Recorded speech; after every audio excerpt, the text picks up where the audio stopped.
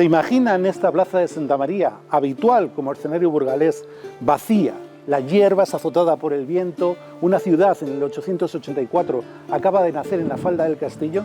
Pues bien, el milagro se produjo y en 1221 se erigió esta catedral, a Santa María. Y Burgos siempre tuvo esa advocación. Se constata a partir del año 940 la existencia de una iglesia dedicada a Santa María, posiblemente en la falda del castillo. Es posible que fuera también la iglesia de la Blanca, que tan celebrada fue hasta el siglo XIX en Burgos. Esa advocación nos lleva a una primera iglesia románica. Fíjense, su cabecera es posible que empezara en lo que hoy es el crucero de nuestra catedral y sus pies es posible que estuvieran aquí, en esta misma límite, superpuesto quizá a la iglesia, a la catedral que hoy conocemos. ¿Creen ustedes que esta fachada, este frontal que da a la plaza, fue siempre así? ¿Estuvo construido siempre en este diseño? No es así. Esa es la contestación y la explicación que les vamos a dar ahora. ¿Se imaginan la ceremonia de instalación de la primera piedra de la catedral? A los 9 años de iniciar las obras ya había partes claramente visibles, el ábside, la parte del coro o esta cabecera. Sin embargo, el devenir de los siglos, a lo largo del tiempo, las reformas han sido sustanciales. La fachada se divide en 3 cuerpos. Es este cuerpo bajo, donde están las puertas, la puerta del perdón, la puerta real, por ella pasaban los reyes en procesión, o la puerta de Santa María. El cuerpo segundo sería el del rosetón, junto a la Galería de los Reyes y después nuestras magníficas agujas incorporadas a partir del siglo XV. Por supuesto, esta parte es transformada, cambiada, les contesto a la pregunta anterior, cambia su fisonomía y desecha de alguna forma su vocación gótica para que Fernando González de Lara, en 1790, nos deje esta visión. Nos encontramos en el atrium, la parte más importante de la casa del Domus Romano. Luego, la cultura paleocristiana lo asume en su propia arquitectura. Aquí nos encontramos delante de las puertas y podemos ver claramente la transformación operada por Fernando González de Lara, el arquitecto, constructor también de nuestro ayuntamiento a partir de 1790. Imagínense una bocina. No vamos a ir a animar a cualquiera de nuestros maravillosos equipos de baloncesto ni de fútbol. Vamos a explicar cómo con estos elementos auditivos se sufrió la transformación de nuestras puertas. Todo tiene que ver con el arco abocinado, un arco que entre la superficie exterior y la interior va generando esa profundidad. Es una bocina. Cuando insuflamos aire, el arco de metal se estrecha y se amplía para generar esa profundidad de sonido. Nuestro tímpano es un elemento clave en nuestro oído que está instalado en el medio que soporta los vaivenes auditivos desde el conducto de nuestro propio sistema corporal. Pues esos son elementos arquitectónicos. Los arquitectos que operaron esta reforma se apoyaron incluso en las influencias de la Academia de San Fernando. La Academia del Arte de San Fernando aprobó la transformación desde aquellos elementos góticos que, cierto es, en el siglo XVI ya Juan de Colonia interviene ante su deterioro y finalmente es desmontado todos aquellos elementos góticos que hacían que las arquivoltas dieran esa profundidad al arco abocinado, un elemento arquitectónico, ese arco apuntado que desde su parte superior, desde su parte exterior, iba reduciéndose, generando esa profundidad. Podemos comprobar cómo era arquitectónicamente, cuál era esa esencia del diseño de aquellas puertas, descubriendo en la magia de la televisión la puerta del Sarmental. Las diferencias aquí en esta puerta del Sarmental son evidentes. Encontramos elementos que son propios de cualquier domicilio, las jambas, el dintel, en este caso de piedra, que sostiene el tímpano. Dentro, el Señor Dios con el libro de la ley, Dios en majestad. Y a su alrededor, el elemento principal, la arquivolta, la moldura decorada, en esta ocasión con elementos como serafines y los viejos del Apocalipsis, girando en torno al arco abocinado de exterior a interior y produciendo esa profundidad que se evitó, que se eliminó en la reforma de la puerta de Santa María. Finalmente descubrimos cómo el diseño de Fernando González de Lara trajo elementos neoclásicos propios de su época. Pueden identificar también este tipo de arquitectura en nuestro palacio, nuestro viejo palacio de la Audiencia o en el Consulado del Mar. ese tímpano, esas culturas jónicas y dóricas de los elementos clásicos, hacia ellos fluye el neoclasicismo, hacia la cultura helena, hacia los elementos simples, huyen de lo que era el recargamiento barroco para traernos un dintel, como ven, con elementos rectos, con elementos sobrios. Se eliminan las arquivoltas góticas para llevarnos hasta esta frontal, hasta este cuerpo inferior que vemos ahora. Tenemos todavía algunos elementos visuales, incluso escritos. Hay un registro de lo que podía ser aquella iconografía inicial, con imágenes, por supuesto, de la visitación del Señor, con imágenes de la Anunciación. Después estaría la ascensión de la Virgen en las puertas laterales y la muerte de la propia Virgen, y sobre todo el padre Flórez, en uno de sus libros, La España Sagrada, en uno de sus tomos, alude a esa iconografía, incluso presenta un grabado, quizás idealizado, pero que puede hacernos una idea de cómo era aquella secuencia, muy parecida, por cierto, a lo que era la catedral, a lo que es el pórtico de la Catedral de Reims. Hemos conocido las peculiaridades constructivas del cuerpo bajo de la catedral. Por él, por sus bocas, entraban diversos personajes, diversas vidas y edades de esta catedral. Una de las virtudes de esta sección es que vamos a conocer esos tiempos y esos personajes a través, hoy, en este caso, de la mirada de un niño en los años 40.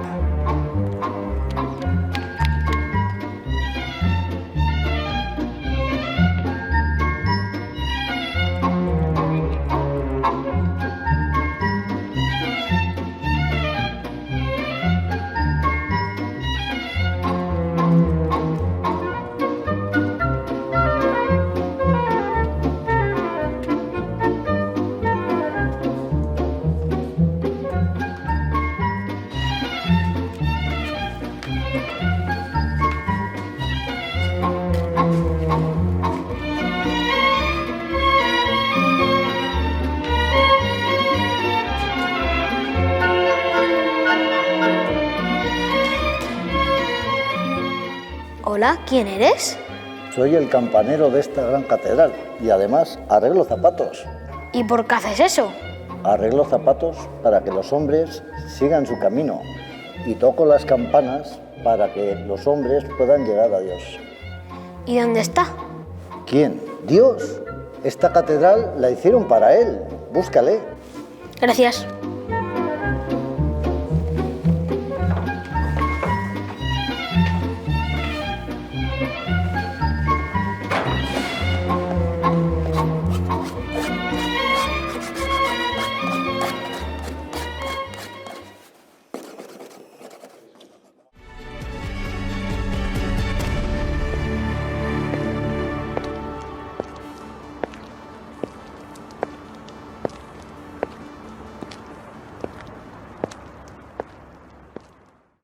Nos encontramos en la Capilla de la Concepción, Capilla de Santa Ana, una de las obras cumbres de Juan de Colonia. Es una capilla que hoy no está abierta al culto, pero que desde luego guarda todas las esencias de lo que fue el gran arquitecto, uno más de esta catedral.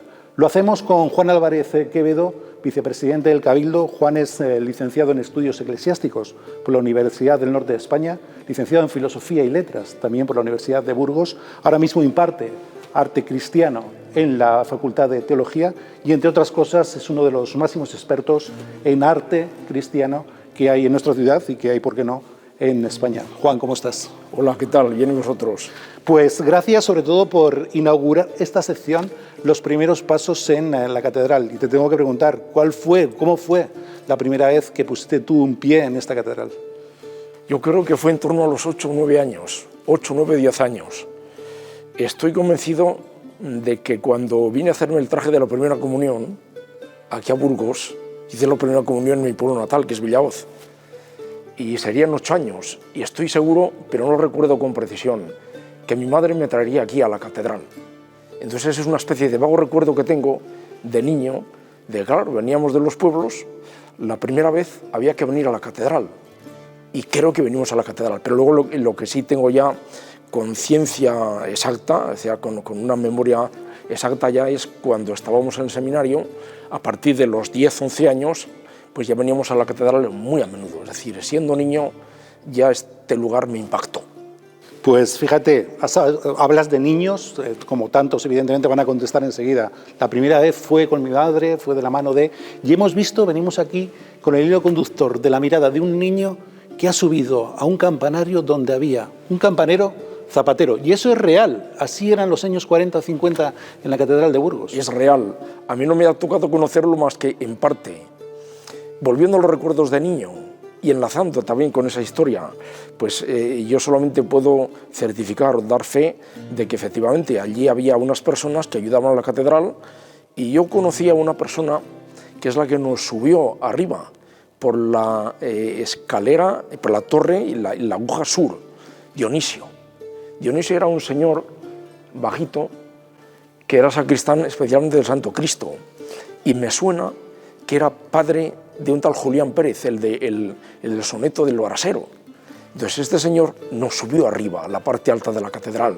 Es un recuerdo que tengo en la mente, entonces eso ya no es una especie de creo, estoy convencido, sino que es un recuerdo real. Bueno, nosotros a lo largo de estos 30 programas subiremos en algún momento con ese niño, y desde luego que extrapolaremos esa visión a todos los espectadores. Eres uno de los máximos expertos en arte, has sido comisario de las Edades del Hombre, participas también de la gestión del Museo del Retablo. Le pregunto al hombre, luego le preguntaré al sacerdote, ¿cuál es tu obra preferida de esta catedral? Si es que se puede seleccionar una. Yo no sé si nos hemos puesto a propósito en esta es una de ellas. Esta es una de ellas. Porque otra paralela a esta es también la del mismo autor, de Gil de Siloé, que es el retablo de la Cartuja de Miraflores. La Cartuja de Miraflores entró en mí, en el arte, no antes que la catedral, pero sí de forma seguida. Y hubo unos años en los cuales yo no estaba metido plenamente aquí en este templo, en la gestión, en el culto, en la pastoral, y sin embargo estaba en la delegación de patrimonio, y entonces fue la Cartuja la que también me impactó. Pero bien, lo importante es que puede que sea esta la obra más importante, pero claro, tampoco tenemos que olvidar otro detalle también interesantísimo que viene, lo recuerdo de mis tiempos de niño. Veníamos en el tiempo de Cuaresma, cuando comenzaba la Cuaresma, en torno al miércoles de ceniza, y veníamos como a las 6 de la mañana a hacer una hora santa al Santísimo. Y en aquellos bancos en que estábamos en silencio en algunos momentos, oíamos tocar el reloj con el papamoscas, y en la parte alta había un lienzo que se movía. Ese lienzo es el pendón de las aguas de Tolosa, que le he recordado últimamente. ¿Por qué? Porque gracias a la celebración del 8º centenario ha sido rehabilitado y está expuesto ahora, en estas fechas, en la exposición de Fernando III el Santo. Es decir, son recuerdos de niño, de estudiante, de esta catedral, esa especie de magnificencia que como que se te cae encima o que te hace mirar hacia arriba. Y son obras importantísimas. Por eso, volviendo, este es un lugar importante, pero también evidentemente la nave central, mirando al retablo mayor. No sé si me has contestado ya le quería preguntar al sacerdote cuál es el espacio donde, bien a nivel personal, o porque ha visto a la feligresía absolutamente volcada con sus imágenes, con su devoción, le encuentra más significado. Pues después de hablar del arte y quizá completarlo un poco con los condestables, yo me vuelvo al Cristo de Burgos. O sea, la capilla donde se viven las situaciones personales más importantes, las emociones religiosas y el sentimiento, el compromiso cristiano, compromiso sacerdotal, la celebración de la Eucaristía, algunos sermones. Entonces esa capilla ya no solamente tiene referencia para nosotros que estamos aquí en el Cabildo de ahora, sino también de la historia. Es decir, de la historia cuando allí, pues siempre por ser sacerdotes, hemos celebrado alguna boda de algunos amigos, de algunos familiares. Ese ha sido el lugar. Por eso, ese lugar, desde el punto de vista de la vivencia religiosa, para mí es el Santo Cristo de Burgos con su capilla. Es decir, invita al recogimiento, a una celebración, a una cercanía, porque está cerquita de los fieles. Como sacerdotes es el lugar que me llama la atención. A lo largo de este tiempo, de estos 30 programas, 30 y tantos programas, vamos a conocer diferentes funciones que llevan los profesionales en la catedral, pero si hay un órgano rector de esta iglesia es el Cabildo. Sucintamente, ¿cómo funciona el Cabildo? Vamos, el Cabildo es un organismo colegiado. ¿Qué quiere decir? Que todas las decisiones importantes, evidentemente, con su reglamento, con sus estatutos, que es lo primero, tienen un funcionamiento, y con una serie de personas que siempre están recibiendo una encomienda para cuidar la catedral en todos los sentidos de parte del obispo. Todos los sacerdotes que estamos en este cabildo tenemos la finalidad de llevar a cabo la gestión de todo lo que ocurre dentro de este templo, hacia adentro y hacia afuera. Por lo tanto, ¿qué es? El culto, las actividades pastorales, la celebración de sacramentos, la pastoral con todo tipo de personas, el encargo de las cofradías, el encargo de las capellanías, las celebraciones de los cultos importantes que se celebran en la ciudad con el vínculo de la catedral, que son en Semana Santa el Corpus Christi, San Pedro y San Pablo, las fiestas de Burgos.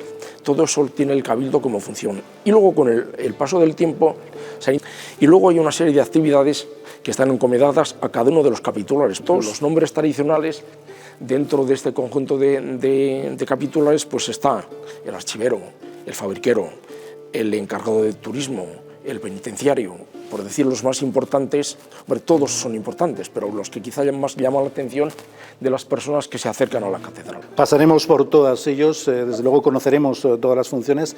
Y fíjate, Juan, hemos estado estudiando a nivel arquitectónico en este primer programa la fachada de Santa María, con una reforma, la de Fernando González Lara, que hemos explicado también esa transformación de las puertas, la puerta del perdón, la puerta real, la puerta de Santa María, y el año que viene por ahí entrarán los peregrinos. Todos los grupos que vengan a la catedral cumplen una especie de rito. Lo importante quizás no es el rito, es una manifestación exterior de lo que uno siente por dentro. Y entonces ahora, mientras pase este tiempo de pandemia, algunos de los ritos les vamos a suprimir, algunos, porque no estamos para estas actividades. Y esto va a ser, por ejemplo, una entrada al claustro, con un signo de poner allí un poquito de tierra del arciprestazgo para sembrar un árbol, el árbol que recuerda a la iglesia, y el paso por la puerta del Sarmental. Es decir, todo esto ahora, en estos primeros días, primeros meses, nos vamos a realizar porque es difícil, de acuerdo, teniendo en cuenta la pandemia. Pero lo que no podemos evitar, o mejor, lo que realmente hay que hacer, que es lo importante del jubileo, es entrar por la puerta santa, la puerta del perdón, la puerta real, acceder a la catedral, de alguna forma ensimismarnos mirando hacia arriba y luego a partir de ese momento entrar a una de las capillas, el Santo Cristo o Santa Tecla, para allí poder celebrar la Eucaristía, el sacramento del perdón y de alguna forma pues esa especie de reunión comunitaria del grupo o los grupos que vengan. Ese va a ser un poco, van a ser las actividades que tendrán lugar a lo largo del jubileo. Y Juan, has inaugurado nuestra sección, Los Primeros Pasos. Por aquí va a pasar muchísima gente. Es un honor que tú seas el primero. Van a pasar entrenadores de baloncesto, músicos, actores y en parte algunos de ellos nos presentarán libros, películas, diversas ediciones que hablan de la catedral. En este caso nos hemos referido a un grabado que aparece en la España Sagrada del Padre Flórez. Es precisamente por el que podemos tener una idea, aunque sea idealizada, de cómo eran aquellas arquivoltas góticas. Y yo quiero que me hables de este libro, del libro España Sagrada del Padre Flórez. Sí, en primer lugar, respondiendo a la primera iniciativa, yo quiero agradecer a este canal de televisión, la 8, pues que ha tenido en cuenta la catedral para darla a conocer a todos los ciudadanos y que se ha fijado en mí, que no soy nada, soy uno más dentro de la catedral. Entonces quiero agradecer pues que precisamente el primer programa esté yo ahí, no digo como protagonista, sino un poco como intermediario para que nuestro pueblo, el pueblo creyente y todo el pueblo, toda la sociedad, conozca lo que es la catedral.